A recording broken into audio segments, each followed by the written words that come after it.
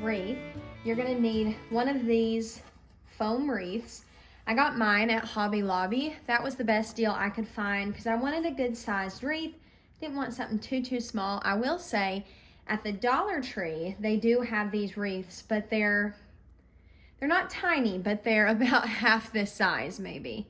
So I didn't want to get one that small, but this one was the cheapest one I could find. It was $5.99 at Hobby Lobby, and it was not on sale, but I bet that these run on sale at Hobby Lobby. These were more expensive at Walmart as well, so Hobby Lobby was the best deal I could find on these. So $5.99 for this foam wreath, and it's a 2" by 15.6" size. The next thing you're gonna need is some fabric. So I guess you could technically spray paint this or do whatever you wanted to do to cover up the green, but the example that I was inspired by used fabric. So this is just a fabric remnant from Joann's. They have all types of fabric remnants, and you can go pick those up, and they're discounted. It was $5.99, but it was an extra 50% off of that. So this was extremely cheap, and I don't even think we'll use it all in this project, so we'll have it for whatever's next.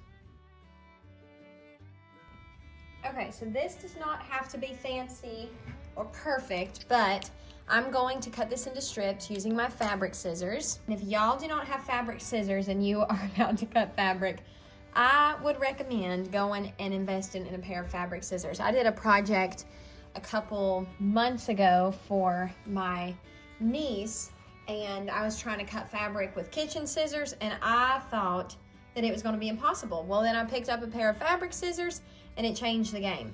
Now, like I said, this does not have to be perfect. I'm going to show you what I'm doing. Mine won't be perfect, but I'm just going to cut thin strips. So I think the best way to attach this fabric is just going to be using these little pins. I picked up a whole box of these from the store for really cheap. All right, so I'm just gonna take one of my strips and I'm going to pin it onto our wreath. And I'll use 2 pins to make sure it's good and secure.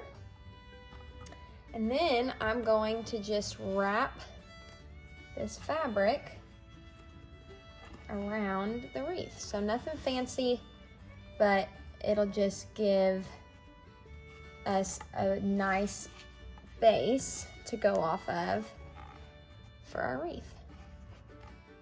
We've got that much done so far. And to make better use of our pins, I'm gonna go ahead and lay my next strip over that strip and come in with some more pins and pin both of them down to their spot. Just like that. And then I'm going to continue this.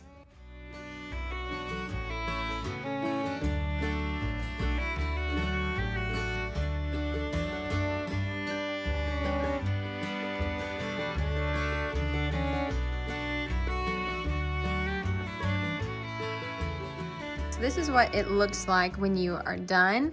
Is it perfect? No, but it doesn't need to be. The texture and the ridges are just gonna add to the beauty of it when we're all finished. So that was super easy, and I still have all of this fabric left. Now we are getting into the fun part. Next, I bought this pack of fabric squares. It's a little fabric bundle. It's 5 pieces, and it's got all of these fun little kind of coordinating designs. And we're gonna use these as almost like our leaves under our little crocheted flowers that we're going to crochet. So there's a lot of really pretty designs in this fabric bundle. It was originally $10.99, but I was able to use my coupon and get it for much less than that. So we're going to cut these into squares and then fold them. So thankfully, with the way this was folded, it's got some lines for me to follow with my cuts.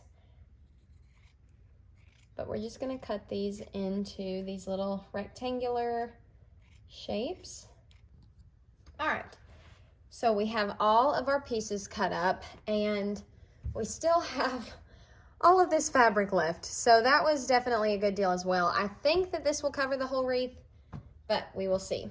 So right now I just cut along the lines that were already kind of indented into the fabric with the way it had been folded, and it kind of gave me a rectangular shape. I'm not sure if a square shape is going to be better because we're going to fold these to make leaf shapes. And so I'm thinking, I literally just folded that one on screen with y'all. That's not going to work. So let me cut this down the middle like a square.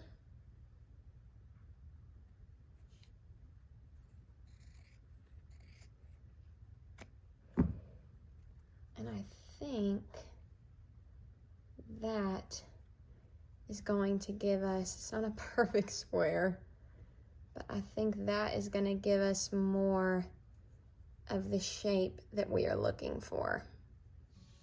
So I am going to now cut all of these in half. Okay, so as you can see here, I've started placing these in the spots where I think they should go. I'm just folding these in half and placing them in with a pin, just like that. And our flowers are gonna go on top of these, and these are gonna poke out kind of as our leaves. And so something that I am thinking about as I'm looking at it, I think that I need to do these kind of cattywampus so that they'll come out and not just be all the same size poking out behind our crocheted flowers. So I'm gonna try that and just do that all around the wreath.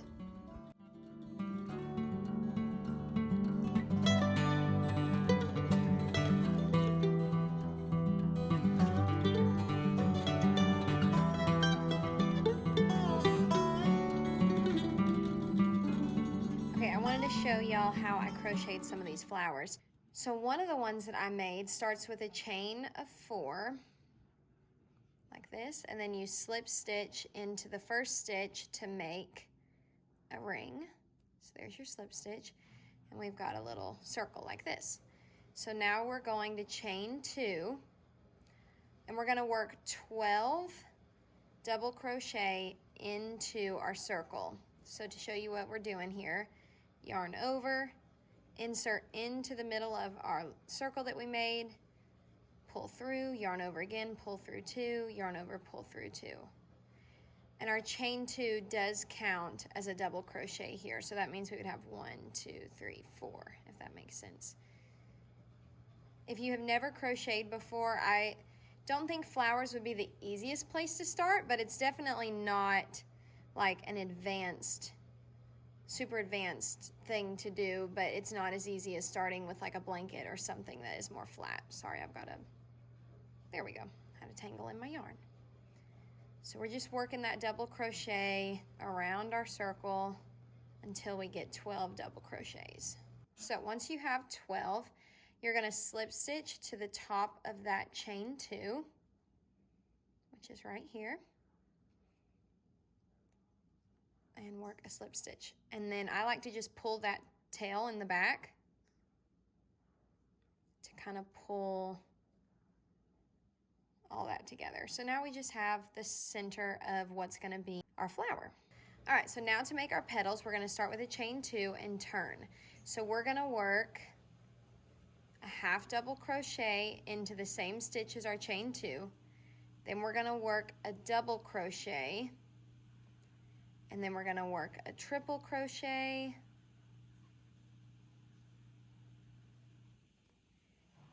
and then a double crochet again, and then a half double crochet. So I'll walk you through each of these, but as you can see, all those different stitches make a little petal. Now we're gonna slip stitch to the next stitch, like that. So we just slip stitch into the next stitch. We're gonna work our next petal into the stitch after that. So half double crochet is yarn over, insert, pull through. You have 3 loops on your hook, and you yarn over and pull through all 3. That's half double. Double is yarn over, insert, pull through 2, pull through 2. Triple, you yarn over twice, insert, pull through 2, pull through 2, pull through 2. Then back to our double, yarn over, pull through 2, pull through 2. and then half double yarn over, insert, and pull through. Oop, missed one, all 3. So as you can see, that's making little petals. Then you slip stitch into the next stitch, and then working into the next stitch, you do the same thing to make your petals. So you just work each of these stitches into the same stitch, and that gives us our little flower petal. So as you can see, we've worked almost all the way around our flower. Here's the front of it. It turns out really cute. This one comes together really, really quickly, and you can make quite a few of them pretty quick. So we have 1 chain left after we've made our last petal, so we're gonna slip stitch to it, and then we're going to slip stitch into this very first stitch. Sorry, I wanna do it to where you can see it. Into this very first stitch right here to make sure everything is nice and tight. And then I like to just yarn over and pull through a loop and pull through to make sure that everything is good and secure. Show y'all how to weave in your ends. If you've never crocheted anything before and this is your first time, basically on the back, you just take a yarn needle and you're just gonna put that yarn needle under some of the loops and pull your yarn through and then go back. Ooh. And then back again. I usually only do this 3 times. I just kind of go for it and do it as quickly as possible. This is my least favorite part of crocheting anything, is weaving in my ends. It just feels so tedious. But there you go, a cute little flower. All right, I grabbed another color for this one, so hopefully you can see it better. This is a little bit more complicated of a flower, but it was one of my favorites on the wreath, so I wanted to give y'all a tutorial on how to do it as well. This one is called the NeverEnding Flower, and I found this pattern on Pinterest, so you could probably look up the written pattern online by looking up the NeverEnding Flower. But this one starts with the magic ring. So in order to make a magic ring, you're going to take the yarn, wrap it around 2 fingers, wrap it around again till it makes an X like this on your fingers. You put the hook under the first loop, grab the second loop with your hook and twist. All right, and then we're going to chain 1. Honestly, I can't stand working into a magic ring, but that's what this pattern calls for. I just think that it's really complicated, especially if you're a beginner. This is not the easiest way to do something. I think that this would still work if you did it with the chain 4 and made your own little circle in the middle. I don't see why that wouldn't work. I should have tested that out.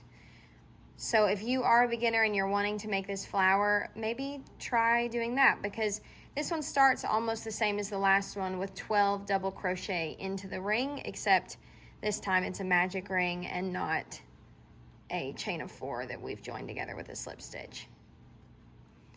All right, so we're gonna work 12 double crochet into this ring. The good thing with the magic ring, and I'm sure this is why a lot of people like to use it, is when you pull this tail, it just like pulls it all together. And you'll see we're gonna join this with a slip stitch over here. Sorry, got my tail and my magic ring and everything get in the way. Okay, so join the stitches with a slip stitch, and see back here we've got our tail and we have this big opening. So if we just pull on that tail, it pulls everything together nice and tight. So I guess that's why people like them. To me, they're a little bit complicated. All right, moving along. So for our first round of petals, what we're gonna do is chain 2, and then we're gonna work into the front loop only. So here are our chain spaces, those little V's. So this right here is our front loop. So we're gonna be working right into that front loop, and we're gonna work a double crochet into the front loop only. And then we're gonna chain 2, and we're going to slip stitch back into that front loop. And then we're gonna slip stitch to the next stitch, just the front loop only, chain 2, double crochet into the same space, chain 2 again, insert, and slip stitch. And so as you can see here, we're making little petals again, and we're going to continue this all around the circle, working into the front loop only, slip stitch, chain 2, double crochet, chain 2, slip stitch. We have made it to the last stitch right here, and since we work these into each stitch, we're going to do the same thing again with our slip stitch into the front loop only, chain 2, double crochet, chain 2, and slip stitch. All right, and now we're going to join these just like we did the other one with a slip stitch. So what I learned with making this flower was, let's see, let me take my hook out and pull this tighter so you can see. So here's the front side. You can honestly stop here if you want a smaller flower. It makes a really cute little flower, and you can absolutely stop here. I did that on the wreath. There was one flower that I did just like this to try and do something quickly and to give a different size. But if you want to keep going, and I think it's really cute if you keep going, I did majority of these on the wreath. What you're gonna do is go now to your front side. You can see right here, here are all of those back loops that we didn't work into. We're gonna work into those now. So we're just going to take our hook around to the front, and we're going to slip stitch into that back loop. We're gonna chain 2, and we're going to work 1 double crochet into the first one because that chain 2 counts as a double crochet. Now going all the way around in those back loops, this is where this one gets a little bit complicated if you've never crocheted before. It's just hard to tell exactly where you're supposed to work if you're not used to it. Let me show one more time. So as you can see, all these little lines right here, those are our back loops. So we're going to be working 2 double crochets into those back loops all the way around our flower. So we have almost worked all the way around the flower. We have one more space right here. So we're going to work into that last back loop right here and work 2 double crochets.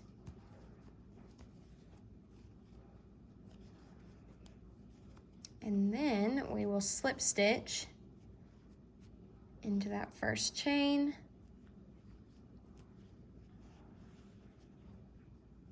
and I'm just going to go ahead and chain 2 because I know that's what I need to do. But now we have our first round of petals, and then now we have what we're going to work into to make our second round of petals.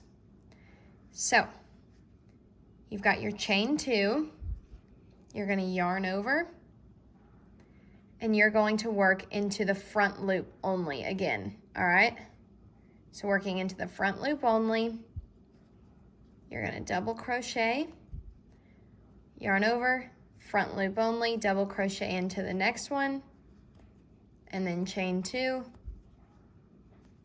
and work a slip stitch into that same front loop. So it's kind of like the first round of petals, and kind of not. It's a little bit different.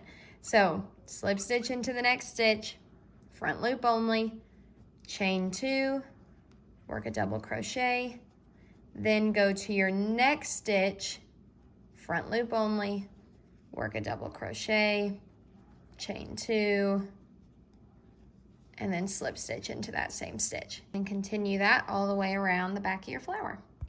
All right, so once you've made it to the end, you've got your last 2 stitches right here, and you're going to slip stitch into the first one, chain 2, double crochet. Sometimes you have to pull these apart to make sure that you see one, because if you just look at it like that, you might think that there's not one.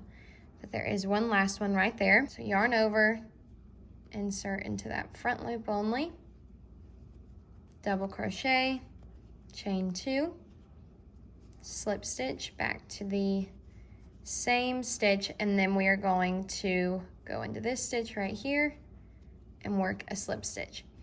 Now I'm going to stop here because I didn't need a flower any bigger for my wreath. But the good thing with this flower pattern, and I'll link it below, I think you can just keep on going and make them as big as you would like. So when you flip this over, it makes the cutest little flower. All right, so I have the wreath almost done. I worked on this yesterday evening while we had some family in, just because I wanted to get some work done on it while we were just hanging out and talking.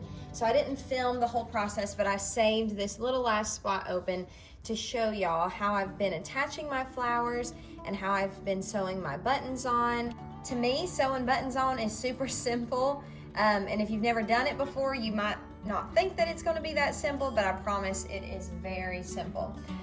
So all you need to do is take your flower, just like this, and take your button. I got these buttons real cheap at Walmart, and just kind of get it in the spot that you want it to be. So I just got some thread that was in my sewing kit, and this is just plain Walmart thread right there. And I'm gonna give myself just a little bit to work with and cut a piece off, and then I just have a little needle right here. So I'm gonna thread my needle. If I can do it this far away from me, there we go. So put the thread through your needle.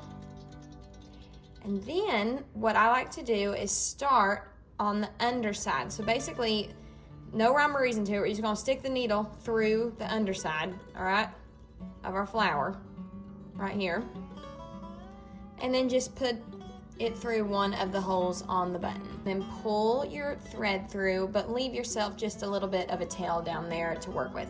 I like to do diagonal instead of up and down. I like to go across. So then you're just gonna insert your needle into the hole across from the one that you inserted in the first place. Then we're gonna go down to this, let's see, this hole right here that we haven't worked in. We've got it in this hole. Now we're gonna go diagonal across from there. Okay, so we've got a little X shape that we're working with. And then I just go back through and do this a couple times to make sure it's nice and snug and secure. Gone just a couple times through each loop. I'm gonna take my two tails in the back, and I'm just gonna like triple knot these. And then I just cut this thread, and no one's gonna see the back of this flower. So I leave just a little bit out, and I've got my button sewn on. So it's easy as that. So now when it is time to place your flower, just put it in the spot where you want it. All right, mine's gonna go in that last spot right there. And now I'm just gonna use these push pins that I used to put the fabric on. Just take this push pin, and I'm doing it right around the button, but I just stick a pin on one side of the button, go on the other side of the button, and just pin those flowers in, and they're good and secure. They're not gonna come off, and it's as easy as that. Now I will say, last night when I got this done and I held it up, I felt like there were some spots on here that the fabric just wasn't coming through the way that I wanted it to.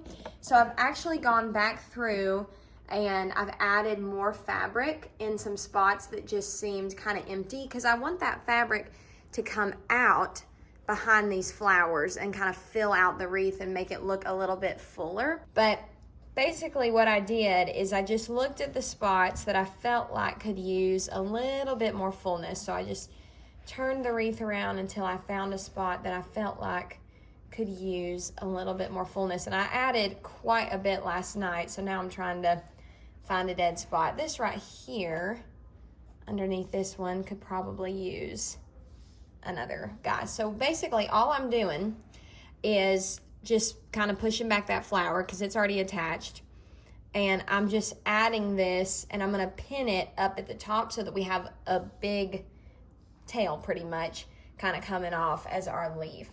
So I'll just use these push pins that I got and push that right into the wreath. And then I'll just bring the flower back down, kind of pull it out, and then that way you've just got a little bit more coming off. See, I could probably use one right here too. That looks like an empty spot. So I'm just lifting up that flower and inserting that fabric right on the edge so that we have a big tail coming off. I'm gonna add one more in there.